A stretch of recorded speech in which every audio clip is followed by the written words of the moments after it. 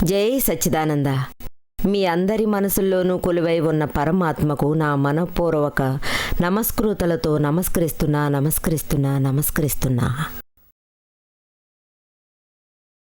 ఈరోజు కూడా అమ్మా నాన్న పిల్లల వ్యవహారాల గురించి ఇంకా కొంచెం వివరంగా మాట్లాడుకుందాం. మన అబ్బాయో లేక అమ్మాయో పెళ్ళీడు వచ్చినప్పుడు వాళ్ళ శరీరంలో టీనేజ్ విరిసినప్పుడు, ప్రారంభమైనప్పుడు వాళ్ళ ప్రేమను వాళ్ళు సెలెక్ట్ చేస్తారు. మగపిల్లాడైతే అమ్మాయిని ఎలా సెలెక్ట్ చేయాలి అని ఆలోచిస్తారు. ఇంటర్వ్యూలో ఏ విధంగా అడగాలి, ఏ రకంగా ఉండాలి, నయనతారలా, ఐశ్వర్యారాయలా లేదా శ్రీదేవిలా ఉన్నా పర్వాలేదా, ఇలాంటి ఆలోచనలే మైండ్లో రన్ అవుతుంటాయి. ఫిలిం చూస్తారు కదా, అందువల్ల ఇలాంటి ఆలోచనలే మైండ్లో రన్ అవుతుంటాయి. ఈ విధంగా ఉండాలనుకునేవాళ్ళు తమకు అమితాబ్ బచ్చన్ లాంటి కుర్రాడు దొరికితే చాలు, వద్దొద్దు అతను చాలా పొడవుగా ఉంటాడు, కనీసం హృతిక్ రోషన్ లాగా ఉంటే చాలు, వావ్ ఈ రోజుల్లో అలాంటి ఒక హీరోని చూడలేం అని ఈ విధంగా ఆలోచిస్తూ ఉంటారు. మరి చదువు విషయంలో ఏమాత్రం ఇంట్రెస్ట్ చూపడం లేదు. టీనేజ్కి వస్తే తమకు తోచినట్టు ప్రవర్తిస్తూ ఉంటారు. కాలేజీకి వెళ్ళిన తర్వాత ఏ కుర్రాడైనా స్మార్ట్గా ఉంటే జస్ట్ కళ్ళజోడు కాస్త స్టైల్గా పెట్టుకుని వస్తే అమ్మాయిల మనసులో కోరికలు పడతాయి. ఇటువంటి ఆలోచనలు వస్తూనే ఉంటాయి. ఈ టీనేజ్కి వస్తే చాలు, అమ్మాయి కానీ అబ్బాయి కానీ ఈ విధంగానే ప్రవర్తిస్తారు. నాతోటి మాట్లాడేటప్పుడు వాళ్ళు ఓపెన్ మైండ్తోనే మాట్లాడతారు. అసలు టీనేజ్లో ఉన్న వాళ్ళ పరిస్థితి ఈ విధంగానే ఉంటుంది, ఇలాగే ఉంటుంది. నిజంగా వాళ్లకు వాళ్ళ పార్ట్నర్ని సెలెక్ట్ చేసుకునే టైం వచ్చినప్పుడు అక్కడ ఆ సమయంలో వాళ్ళ బుద్ధేమో బ్లాంక్ అయిపోతుంది. మనం సెలెక్ట్ చేసే మనిషి గురించి ఒకటే కన్ఫ్యూషన్గా ఫీల్ అవుతారు. వెస్టర్న్ వరల్డ్లో చూసారంటే మన ఇండియాలోనే ఒకసారి చూస్తే నచ్చిందని త్వరగా చెప్పలేం. ఫారిన్లో చూసారంటే ఈ అరేంజ్డ్ సిస్టమ్ అలాగే ధ్వంసం అయిపోతుంది. అమెరికాలో, ఐరోపాలో ఇలాంటివన్నీ అసలు లేనే లేవు. కానీ మన ఇండియన్స్ అక్కడికి వెళ్ళి ఉండొచ్చు కదా. వాళ్ళ కన్న పిల్లలు కూడా ఈ కాలంలో అయ్యో మాకు ఈ అరేంజ్డ్ మ్యారేజ్ వద్దు బాబు వద్దు అని అంటున్నారట. ఎందుకంటే ఈ అరేంజ్డ్ మ్యారేజ్ వల్ల ఎప్పుడు ఫ్యామిలీలో ప్రాబ్లమ్సే ఎదురవుతూ ఉంటాయట. మేము మా చాయిస్కి చూసుకుంటాం, మరి మమ్మల్ని అడగండి. ఒకరిని 1-2 సార్లు చూసినంత మాత్రాన వాళ్ళ గురించి అన్ని విషయాలు తెలుసుకోలేం. లైఫ్ ఇలా అడ్జస్ట్ చేసుకుంటే గొడవలు అనేవి ఉండవు. అదేవిధంగా ఇప్పుడంతా ఇక్కడున్న పిల్లలు కూడా లవ్ చేయడం స్టార్ట్ చేశారు. భార్య కానీ భర్త కానీ మేమే చూసుకుంటా ఉంటున్నారు. దీని ఫలితం ఎలా ఉంటుందంటే చాలా కసిగా ఉంటుంది. ఎందుకంటే డిసిషన్ తీసుకోవడం కుదరదు. అమ్మాయిని చదివిస్తున్నారు, అది కూడా ఆ అమ్మాయి ఫోటోలో తన మొహం చూస్తుంది, వెంటనే చదువుకున్నవాడు కావాలంటున్నారు. అమ్మాయి నేచర్ ఏంటి ఒకటి చెప్తాను. అమ్మాయికి మరి 1 సంవత్సరం అటు 3 సంవత్సరాలు ఇటు ఎంతైనా వెయిట్ చేయొచ్చు. కానీ అబ్బాయి అమ్మాయితో తిరిగినా కూడా సరే, వీళ్ళకి పెళ్ళి అనే తంతు జరిగే వరకు ఇద్దరిలోనూ దిగులు మాత్రం ఉంటుంది. కానీ పెళ్ళైన తర్వాతే అన్నీ తెలిసొస్తాయి ఇతని ఒరిజినల్ మైండ్. నేను అందరికీ చెప్పేది ఏంటంటే, ఇంట్లో ఒకరికి నచ్చింది వాళ్లకు పెళ్లి చేసేశారంటే ఆఖరిదాకా వాళ్లతో ఎప్పుడూ ఒకేలా ఉండాలి, ఏ లోటు లేకుండా చూసుకోవాలి, అణిచి ఉంచకూడదు. ఈ విధంగా ఉంటేనే మీరు పెళ్లి చేసుకోవడానికి వీలవుతుంది. అందరూ ఏమంటారు, ఇప్పుడు పాత రోజుల్లా కాదు, చేంజ్ అయ్యింది అంటారు. ఒక అమ్మాయి అబ్బాయి అదే పెళ్ళైన భార్యాభర్తలు నా దగ్గరికి వచ్చారు. వాళ్ళు వచ్చి ఇలా బోరుమన్నారు అంటే వాళ్లకు మనశ్శాంతి లేదని దాని పరిష్కారం ఏంటని అడిగారు. ప్రతి అమ్మాయికి అబ్బాయికి పెళ్ళిడు రాగానే అసలు వాళ్ళ మైండ్కి ఏమీ తోచనివ్వడం లేదు. మీ అమ్మాయి పాపం, మీ అబ్బాయి పాపం ఇలాగే చెప్తున్నారు. అమ్మాయి పెళ్ళిడికి వచ్చేదాకా అక్కడే పెరిగి తీరాలి. ఇప్పుడు ఫిక్స్ చేసేసారు. అది కూడా వాళ్ళ మనసులో ఏం కోరికలున్నాయో మనం బ్యూటిఫుల్గా అర్థం చేసుకోవాలి. నువ్వు తయారుగా ఉంటే వెళ్ళడానికి సరిపోతుంది అన్నాడు. అంతేకాదు ఒక ముఖ్యమైన విషయం ఉంది. ఈ కాలం పిల్లల మనసులో దాచుకోవడం లేదు. ఒక 4-5 పాయింట్స్ మైండ్కి వస్తాయి. ఈ మనిషి ఈ పాయింట్స్ అనుకుని చెప్పాడు. నన్ను చూసి వీడికి టాక్సీ ఉండడం వల్ల ఎవరు కోరుకుంటారో వాళ్ళని అతను చేసుకుంటాను అంటాడు. ఆ తర్వాత అతనికి పెళ్ళయింది. కొన్నాళ్ళు బావుంటుంది. ఎందుకంటే ఇందులో పాస్ అయ్యి అతను సరిజోడిగా కుదిరాడు. అందులోనూ కొంచెం చెప్పి చెప్పి ఆఖరికి అతనొచ్చాక ఈ 93 పాయింట్స్ తెలుసుకోవడం కూడా స్టార్ట్ అవుతుంది. ఆ తర్వాత ఇద్దరి మధ్య ఒక పోటీ స్టార్ట్ అయ్యింది. గొడవ పడ్డారు. ఇక్కడ ఏంటంటే అమ్మాయి ఏమంది, "నువ్వు నడు, నువ్వుంటే అది చెయ్యి ఇది చెయ్యి అంటావు, నీకు ఏది తెలీదు" అని చెప్పింది. వెంటనే ఆ కుర్రాడు ఏం చూశాడు, నీ మీద నాకు ప్రేమ లేదు కదా అన్నట్టు చూస్తాడు. నీ కళ్ళతోనే ఈ లోకాన్ని నేను చూస్తున్నాను, జీవితాంతం ఇదే అంటున్నాడు. హస్బెండ్ వైఫ్ని తీర్చిదిద్దాలని అక్కడికి వస్తాడు. వైఫ్ వచ్చి హస్బెండ్ని దిద్దాలని చూస్తుంది. కానీ ఆఖరిదాకా ఎవరూ తిట్టడం లేదు. బయటికి వెళ్ళేదాకా ఈతంతే. ఎలాగైనా కొంచెం చేంజ్ అవుతుంది. ప్రతిరోజు ఒకరినొకరు దిద్దుకోవడంతోనే కాలం వెళ్ళబుచ్చుతున్నారు. కానీ ఆఖరిదాకా వాళ్ళల్లో మార్పే రావడం లేదు.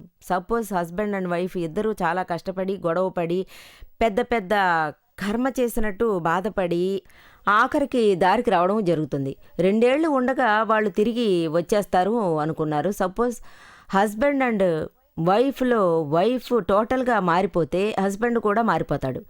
కానీ విధిరాత ఆడే వింతాటి ఏంటంటే ఇద్దరూ కలిసి ఉండబోయేది లేదు. ఇద్దరిలో ఒకరు చనిపోతారు. సపోజ్ మిగిలిన వాళ్ళలో ఒక్కరే ప్రాణాలతో ఉన్నది.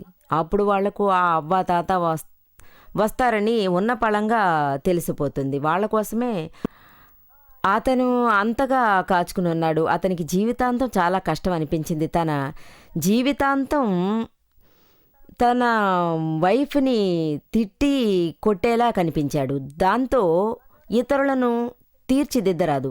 మనలో మార్పు రావాలని అనుకోండి, ముందు ఎవరికి తెలుస్తుంది? మనం ఇప్పుడు ఉన్నట్టుగానే ఇక ముందు ఉందాం. అందువల్ల కొంచెం అర్థం చేసుకోండి. ఇలా చూడండి, మీకే ఆఖరి దాకా బావుంటుంది. మోక్షం దాకా అది పోనే పోదు, ఎంతకాలమైనా సరే పోతుంది. ఈ విధంగానే దాదాజీ గారి సిద్ధాంతం ఏంటంటే, అప్పుడు సాయం చేయకపోతే ఎవరితోనైనా దర్శించడం కుదురుతుందా చూడండి. మీరు కూర్చుని ఉండండి. మీరు మారిపోతే మీ చుట్టూ ఉన్న లోకము మారిపోతుంది. మీ దృష్టి ఎలా ఉందో అలాగే ఉంటుంది. మీ చూపు మేరలో మీ చుట్టూ ఉన్న ప్రతిదీ తప్పుగానే కనిపిస్తాయి. కానీ ఇవన్నీ మీకు ప్యూర్గా తెలుసన్నదే నిజం. అందువల్లే ఒకరినొకరు ఇష్టపడే సమయం వచ్చినప్పుడు ఈ విషయాలు అర్థం చేసుకోవడం చాలా అవసరమే అనిపిస్తుంది. లండన్లో ఒక అమ్మాయి నన్ను కలవడానికి వచ్చేది. తనకు పెళ్లి కాబోతుంది. తనను ఇంతవరకు వందలాది మంది వచ్చి చూసిపోయారు. కానీ ఏ ఒక్కరూ ఓకే చెప్పలేదు. తల్లిదండ్రులు చాలా టెన్షన్ ఫీల్ అయ్యారు. వాళ్ళు ఎంతోమందిని తీసుకొచ్చి చూపిస్తున్నాం, కానీ ఏ ఒక్కరూ ఈమెను పెళ్లి చేసుకుంటానని చెప్పడం లేదు అని దిగులు పడ్డారు. తనకు ఎలాంటివాడు కావాలో తెలియడం లేదు. అమ్మాయితో వచ్చి నన్ను కలుసుకున్నారు. తనకో దారి చూపమన్నారు. నేను ఆ అమ్మాయి దగ్గర నువ్వెందుకమ్మా ఇలా అంటున్నావన్నాను. ఆ అమ్మాయి సైలెంట్గా ఉండిపోయింది. మా అమ్మకు నచ్చిన వాళ్ళను మాత్రమే తీసుకొస్తున్నారు, కానీ నాకంటూ నచ్చినవాడు ఎవడూ తారసపడలేదు. మరి నేను ఎలా ఓకే చెప్పగలను? మనసుకు నచ్చకుండా ఎలా పెళ్లి చేసుకునేది? 2-3 సార్లు ఇలా చేయడం వల్ల ఆ కుర్రాడు ఎలా ఉంటాడో తెలిసిపోతుందా? 2-3 ఏళ్ల తర్వాత తనను టెస్ట్ చేశాను. బయటికెళ్ళి పరిచయం చేసుకుంది. ఆ తర్వాత తన మనసుకు నచ్చితే గాని నేను ఓకే చెప్పను అంది.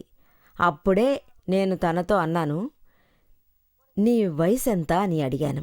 దానికి ఆ పిల్ల 26 ఏళ్ళు అని చెప్పింది. నేను వెంటనే ఈ విధంగా ప్రతి ఒక్కరిని వద్దని చెబితే దాంతో ఒక కుర్రాడితో నువ్వు 2-3 ఏళ్ళు నువ్వు పరిచయం చేసుకున్నది తప్పమ్మా. ఎందుకంటే 2-3 ఏళ్ల తర్వాత వాళ్లకు నీకు ఏదో ఒక సందర్భంలో కీచులాటొస్తే నీ జీవితం ఏమవుతుందో నువ్వు ఆలోచించి చూసావా? 2 ఏళ్ల తర్వాత నీ పరిస్థితి ఏమవుతుంది? సరే పోతే పోనీ, అది వదిలే. ఆ రెండో కుర్రాణ్ణి చూడాలి, వాణ్ణి వద్దని చెప్పేస్తే దాంతో 2 ఏళ్ళు గడిచిపోతాయి. మరో కుర్రాడితో కూడా నీకు 2 ఏళ్ళు గడిచిపోతాయి. వాడు నిరాకరించేస్తాడు. మనకు 2 ఏళ్ళు పోని 3 ఏళ్ళు పోని, సపోజ్ ఈ కుర్రాళ్ళు పాస్ కాలేదనుకో, అప్పుడు నీకు దాదాపు ముసలి వయసులో పెళ్లి చేయాలంటే కుర్రాళ్ల కోసం మనం ఎక్కడని వెతకగలం, అప్పుడే నీకు మొదటిసారి ఇది కరెక్టు అని అనిపిస్తుంది. అందువల్లే 2 ఏళ్ళు కొంచెం ఓర్చుకోమని చెప్పాను. ఆ అమ్మాయి వెంటనే 1 సంవత్సరం అంది. ముసలితనం వస్తే యవ్వనం పోతుంది అన్నాను. చెప్పగానే తను కాస్త ఆలోచించింది. అప్పుడే నేను తనతో నువ్వు ఇప్పుడు 6 నెలలు అవుతుంది అన్నావు. 6 నెలల వరకు వెయిట్ చేసి ఖచ్చితంగా ఒక నిర్ణయం తీసుకుందాం, ఆ పైన టైం లేదు. ఇదొచ్చి నువ్వు ఏడ్చినా సరే కానీ 6 నెలల తర్వాత కుర్రాన్ని సెలెక్ట్ చేస్తాను అంది. 6 నెలల్లో అప్పుడే తన చాయిస్ గురించి చెప్పాను. 2 ఏళ్లుగా నువ్వు ఒకడిని అర్థం చేసుకోలేకపోతే ఇక జీవితాంతం నువ్వు ఎలా అర్థం చేసుకోగలవు? నువ్వు అసలు అర్థమే చేసుకోలేవు. ఇక జీవితాంతం ఎలా అర్థం చేసుకుంటావు అన్నాను. నువ్వు 2 రోజుల్లో అర్థం చేసుకోకపోతే ఇక ముందు ఎలా అర్థం చేసుకుంటావు? అర్థం చేసుకోవడం చాలా అవసరం. కంటి చూపుతోనే అర్థం చేసుకోవాలి. అమ్మాయి అబ్బాయిల్ని ఎలా అర్థం చేసుకోగలం? అప్పుడే తనతో అన్నాను, ఇంతవరకు మనసులో ఉన్న విషయం బయట పెట్టడమే కష్టం. అది మాత్రమే కాదు, ఇది పోయిన జన్మ రుణం. ఇప్పుడు మనం తీసుకొచ్చేవన్నీ ఈ జన్మలో మాత్రం కాదు, పోయిన జన్మలో, ఆ పోయిన జన్మలో మీరు ఎలా ఉన్నారు, ఏ విధంగా నడుచుకున్నారు, ఇలా కోరిన విధంగా ఉండాలి, ఎలా ఉండాలి అనుకున్నారు అదే ప్రకారం ఏ కుర్రాడు మిమ్మల్ని భరించాలో అప్పుడు ఒక ఆఫర్ మీరు ఇవ్వండి. మీలో కోరికలు చెలరేగుతాయి కదా. కుర్రాన్ని చూడగానే అమ్మాయికి ఒక ఫీలింగ్ మొదలవుతుంది, అమ్మాయిని చూడగానే అబ్బాయికి ఒక ఫీలింగ్ మొదలవుతుంది, అట్రాక్షన్ ఒకటి వచ్చేస్తుంది. ఇవన్నీ ఉంటాయి. ఇలాంటి విషయం చాలా మెయిన్గా ఉంటుంది. కాబట్టి ఇవన్నీ మనం ఆలోచించి తీరాలి. అలాగే మనం ఏ విధంగా వాలిపోతున్నాం, అట్రాక్షన్ కలుగుతుంది, ఎవరి వల్ల మనం వాలిపోతున్నాం, అప్పుడే అతని మూలంగా మనకు ఒక సంబంధం ఉందని తెలుస్తుంది కదా.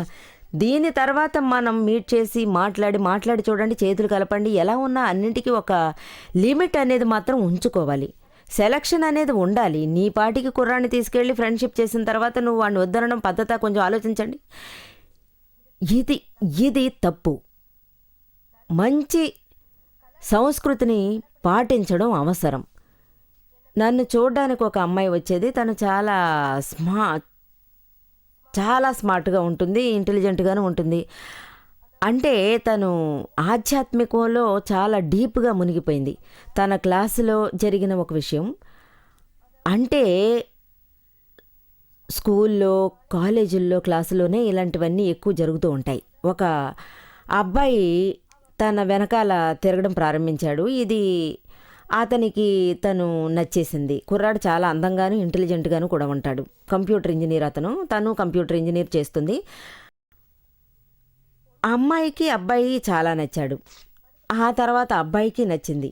వాళ్ళందరూ ఇంటర్ కాస్ట్. తన తల్లిదండ్రులతో చాలా స్పెసిఫిక్గా చెప్పేసింది, అమ్మ నాకు ఈ కుర్రాడు తెగ నచ్చేశాడు, ఇంటర్ కాస్ట్కి మీరు అంటే ఈ పెళ్లి చేసుకుంటాను అంది. లేదంటే నేను ఇప్పుడే దీన్ని స్టాప్ చేస్తాను అని చెప్పింది. ఇంతకు మించి నేను ఇంకేమీ చేయను, మా మధ్య మనసులు రెండూ కలిసిపోయాయి. అందువల్ల ఆ తల్లిదండ్రులు ఇద్దరికీ అలాంటి కుర్రాన్ని ప్రపంచమంతా వెతికినా కూడా దొరకడని అర్థం చేసుకున్నారు. చాలా మంచి కుర్రాడు. ఇంటర్ కాస్ట్ అయితే ఇప్పుడేం పోయింది, ఈ రోజుల్లో ఇవన్నీ మామూలు అయిపోయాయి, ఏ తప్పు లేదు. మంచి సంస్కృతి. అలాగే అమ్మాయి అతన్ని బాగా ఇష్టపడుతుంది, అందువల్ల సరే అన్నారు. వాళ్ళకి ఎంగేజ్మెంట్ అయింది, పెళ్ళి కూడా అవ్వబోతుంది. యాక్చువల్గా ఇంటర్ కాస్ట్ చేసుకోవడం తప్పు కాదు, కానీ మన ఇండియాలో సేమ్ క్యాస్ట్లో సేమ్ ఫీలింగ్స్తో అలాంటి వాళ్ళని ఎందుకు ఇష్టపడతారో అర్థం కావట్లేదు. ఈ విధంగా చేయడానికి కారణం ఏంటి?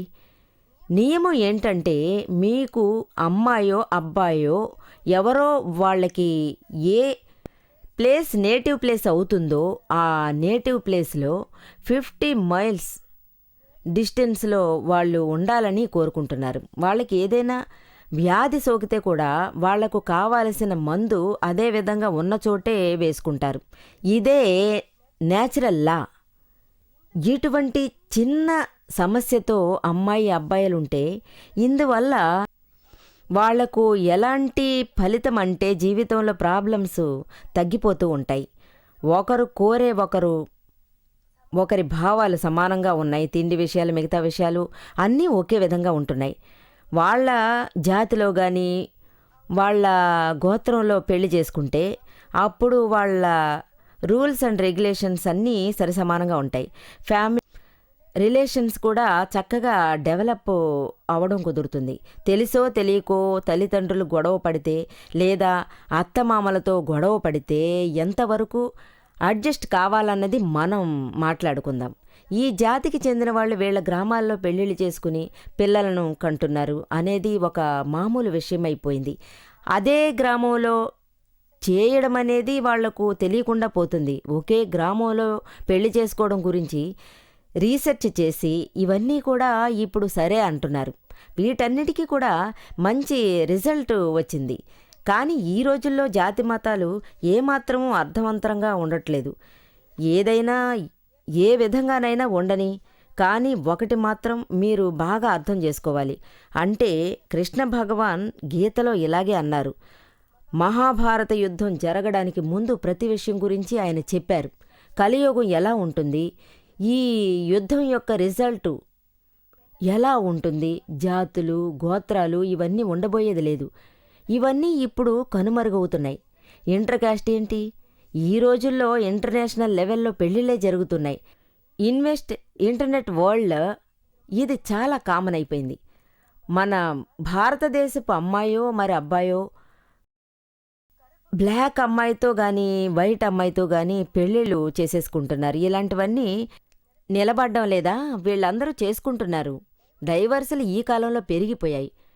వెస్టర్న్ వరల్డ్లో డైవర్సులు బాగా ఎక్కువ, మన భారతదేశంలో తక్కువే. కానీ ఈ రోజుల్లో అవి కూడా ఎక్కువైపోయాయి. అలా ఉన్న టోటల్గా చూస్తే ఇక్కడ తక్కువే. మరి తక్కువ అనేది చాలా మంచి విషయమే కదా. కల్చర్ ఎంతవరకు పెరిగిపోతుందో అంతవరకు దాని పవర్ పెరిగిపోతుంది, సహించే శక్తి పెరిగిపోతుంది. సహించే శక్తి తక్కువైందంటే ఆ కల్చర్కి శక్తి తక్కువ అనేగా అర్థం. ఇది చాలా అవసరం. హై థింకింగ్, అడ్జస్ట్మెంట్ చేసుకోవడం, సహించే పవర్ లాంటివి చాలా ముఖ్యం. మన అనుభవంలో తల్లిదండ్రులందరినీ చూస్తూనే ఉన్నాం. దీనికంటూ విడిగా స్కూల్స్ ఏవీ లేవు. మనం ఒకరిని ఏ విధంగా చూసి లైక్ చేసి పెళ్లి చేసుకోవాలన్నది వాళ్ళను చూసి మనం తెలుసుకోవాలి. దీనికంటూ ఏ కోర్సు లేదు. ఈ కాలంలో పిల్లలకు చాలా సమస్యలు ఎదురవుతున్నాయి కదా. ఏ విధంగా పార్ట్నర్ని ఎన్నుకుంటున్నారు? పిల్లలు నా దగ్గరికి వచ్చి ఇలాంటి ప్రశ్నలు వేసేటప్పుడు నేను కబీర్ దాస్ గారి కవితలే వాళ్లకు చదివి వినిపించేదాన్ని. మీకు తెలుసో లేదో నాకు తెలీదు, అయినా సరే నేను అది చెప్తాను. కబీర్ దాస్ గురించి అందరికీ బాగా తెలుసు. ఆయన గొప్ప సాధువు, గొప్ప జ్ఞాని, చాలా నెమ్మదైన జీవితం గడిపినవారు. ఇంట్లో ఉంటూనే ఆయన తన వ్యాపారం చూసుకునేవారు. ఇంట్లో ఉంటూనే అన్ని వ్యవహారాలు సాగించేవారు. చాలా పేదవాడాయన. ఆయన వెనకాల చాలామంది పిచ్చిగా తిరిగేవాళ్ళు. అతనికి ఒక శిష్యుడు ఉన్నాడు. అతనంటే చాలా పిచ్చి ప్రేమ. అతను వివాహమే చేసుకోలేదు. అతనికి పెళ్ళిడు వచ్చింది. అమ్మాయిల గురించి కన్నతల్లే అతనితో మాట్లాడింది. అతను తన గురువుగారితో ఏం చేయాలని అడిగారట. పెళ్ళి చేసుకోవాలా వద్దా అని ఆయన అడిగారట. కబీర్దాసు నోరు మెదపకుండా ఉండిపోయారట. అతను పాపం దేనికి సమాధానం చెప్పలేదు. ఆయన పాటికి రెగ్యులర్ వర్క్ చేసుకుంటూ కూర్చున్నాడు. అతనికి బదులే చెప్పలేదట. పాపం ఇతనికి ఏం చేయాలో తెలియలేదు, కష్టపడ్డాడు. ఆ తర్వాత 5 మాసాలు గడిచి వేరే కుర్రాడు అడిగినప్పుడు మళ్ళీ వెళ్ళి విన్నవించాడట. గురువుగారు చెప్పండి, నేను పెళ్లి చేసుకోవాలా వద్దా? అప్పుడు ఆయన పాటికి తన పని చేసుకుంటూ ఉండిపోయారట. ఏమీ చెప్పలేదట. ఈ విధంగా చేసి శిష్యుడు అడగడం ఆపేశాడు. చాలా సంవత్సరాల తర్వాత ఒకరోజు వచ్చింది. అంటే ఏం చేయాలో తెలియలేదు. వెంటనే కబీర్ దాసుని చూడ్డానికి అతను పరుగున వచ్చాడు. అతని కాళ్ళు పట్టుకుని మాట్లాడడం మొదలెట్టాడు. గురూజీ, నా ప్రశ్నకు బదులు చెప్పి తీరాలి. నేను పెళ్లి చేసుకోవాలా వద్దా? మీరు ఇప్పుడే తోచింది చెప్పండి, నాకు ఒక విషయం తేలాలి అని అన్నారట. నా తల్లో పెద్ద బరువుగా ఉంది. మీరు గనక ఈవేళ బదులు చెప్పకపోతే నేను ఈ స్థలం నుంచి కదిలేదు లేదు. కబీర్ దాసు వెంటనే అతన్ని తలెత్తి చూశాడట. మళ్ళీ తన పనేంటో చూసుకోవడం మొదలుపెట్టాడంట. అసలు ఏమీ చెప్పలేదట. దయచేసి ఏదైనా చెప్పండి అని ఆయనతోటి మళ్ళీ ఆయన అడిగారట. కానీ ఆయన మళ్ళీ దీనికి ఏ ఒక్క బదులివ్వలేదట. ఫైనల్గా చెప్పాడు, చూడవయ్యా నేను చెప్పినట్టు చెయ్యి. నా వైఫ్ తోటి చెప్పి నేను ఒక దీపం తీసుకొచ్చి ఇవ్వమని చెప్పు. వెంటనే శిష్యుడు అతని భార్య దగ్గరికి వెళ్ళి ఇలాంటి ఒక దీపం తీసివ్వండి, ఆయన తీసుకురమ్మన్నారని చెప్పాడట. కానీ ఆయన మనసులో కావాలా వద్దా అని చెప్పొచ్చు కదా, దీనికెందుకు దీపాలు తీసుకురమ్మన్నారో ఆమెకు అర్థం కాలేదు. బయటికి ఏమీ చెప్పకుండా ఆయన మనసులోనే ఈ సమస్యను తలుచుకుని ఆయన పాటికి సైలెంట్గా ఉండిపోయాడట. ఏదో ఒక బదులు చెప్పొచ్చు కదా. ఆ తర్వాత ఆయన నుంచి ఏం బదులు వస్తుందోనని ఆయన ఎదురు చూస్తూ కూర్చున్నారు. ఆ తర్వాత కాసేపట్లో గురువుగారి భార్య 2 చేతుల్లో 2 దీపాలు తీసుకుని అక్కడి నుంచి నడుచుకుంటూ వచ్చిందట. కబీర్ దాసు దగ్గరికి రాగానే ఆయన వెనకాల వచ్చి సైలెంట్గా ఉండిపోయారట. ఆయనే ఒక దీపం లాంటివారని కబీర్ దాసు ఒక్కసారి పైకి చూశారట. మళ్ళీ తన పనేంటో చూడడం మొదలెట్టాడు. అలాగే ఉన్నాడు. కానీ ఆ శిష్యుడికి ఎందుకు బదులు చెప్పడం లేదు? ఆయన మనసులో ఈ ఒక ఆలోచన మాత్రం రన్ అవుతూనే ఉందట. దీపం వచ్చింది కదా, ఇప్పటికైనా ఆయన బదులు చెప్పొచ్చు కదా. ఎందుకు ఇతను ఏమీ మాట్లాడరు? ఈయన పాటికి తన పని చేసుకుంటున్నారు. దృష్టంతా అందులోనే ఉంది. 1 గంట గడిచింది, 2 గంటలు గడిచాయి, 12 గంటలు కూడా గడిచాయి. సాయంత్రం 6కు పైనే దాటిపోయింది. ఆవిడ చేతిలో దీపం పెట్టుకుని అలాగే నించున్నారు. గురువుగారి భార్య ఈయన పాటికి ఆయన పనేంటో అది చేసుకుంటున్నారట. ఆ తర్వాత శిష్యుడు భరించలేకపోయాడు. అతను సాష్టాంగ నమస్కారం చేసి చెప్పమని కోరాడట. గురువుగారు, ఏదో ఒక బదులు చెప్పండి అని. ఇంట్లో మాత్రం సంబంధం వచ్చిందని చెప్పండి, బంధం కావాలని చెప్పమన్నాడు. ఏదైనా బదులు చెప్పండి, ఇప్పుడు నేను ఏం చేయాలో చెప్పండి అని అన్నాడట. ఎస్ సార్ నో ఏదో ఒకటి చెప్పండి. అప్పుడు కబీర్ దాస్ ఆయనతో అన్నారట, నీకు బదులు దొరకలేదా? నేను బదులు చెప్పేశానుగా. వెంటనే శిష్యుడు ఏమంటున్నారు, మీరు నోరు తెరిచి ఒక మాట కూడా చెప్పలేదు కదండి. అప్పుడు అన్నారట, శిష్య నన్ను చూడు, బదులు నీకు దొరుకుతుంది. ఇలా చూడు, మధ్యాహ్నం 12ంటికి నేను నా భార్యతోటి ఒక దీపం తీసుకురమ్మన్నాను. కానీ నా భార్య 2 దీపాలు తెచ్చింది. ఒకటికి బదులు తను 2 దీపాలు తీసుకొచ్చి నా వెనకాల, అది మాత్రం కాదు, ఇంతవరకు ఏం మాట్లాడకుండా 6 గంటల సేపు నించుంది. ఎండలో ఏమీ అనకుండా సైలెంట్గా నించునుంది. నేనేం చేస్తున్నానని చూస్తోంది. నోరు విప్పి ఒక్క మాట కూడా చెప్పలేదు. ఇదే వేరే వాళ్ళు ఎవరైనా ఉండుంటే ఈ పాటికి ఏం చేసేవారు? అయ్యయ్యో, నోరు పెట్టుకుని గట్టిగా అరిచేవారు. మధ్యాహ్నం 12ంటికి నేను దీపం తెచ్చాను, మీకు కళ్ళు ఉన్నాయా లేవా అని నన్ను చూసి అరిచేవారు. అంతసేపటి నుంచి 6 గంటల దాకా ఏం మాట్లాడకుండా ఉన్నానే అని నన్ను చూసి అరిచేవారు. ఇంతసేపు నిలబెట్టావు. నాకు ఇంట్లో పనులన్నీ అలాగే మిగిలిపోయాయి. ఒక్క పని కూడా జరగలేదు. ఇదిగో నీ దీపం నువ్వే ఉంచుకుని పని చూడు, లేదా దాన్ని ఎటైనా విసిరి పారేయమని చెబుతారు. కానీ నా భార్య ఇంతసేపు ఒక్క మాట కూడా జారలేదు. సైలెంట్గా దీపం పట్టుకుని నించుంది. ఇటువంటి ఒక ఆడపిల్ల గనుక నీకు దొరికిందంటే నువ్వు తప్పకుండా పెళ్లి చేసుకో, లేదంటే ఇలాగే ఉండిపోమన్నారట. మీరే చెప్పండి, ఇలాంటి వాళ్ళు ఎక్కడైనా దొరుకుతారా? అప్పుడే శిష్యుడికి అర్థమైంది, నాకు బదులు దొరికింది. ఇప్పుడు నేను ఒక నిర్ణయానికి వచ్చేశాను. ఇలాంటి పిల్ల మాత్రం నిజంగా నాకు ఎక్కడా దొరకదు. నాకు పెళ్లి చేసుకోవలసిన అవసరమూ లేదన్నారట. జై సచ్చిదానంద.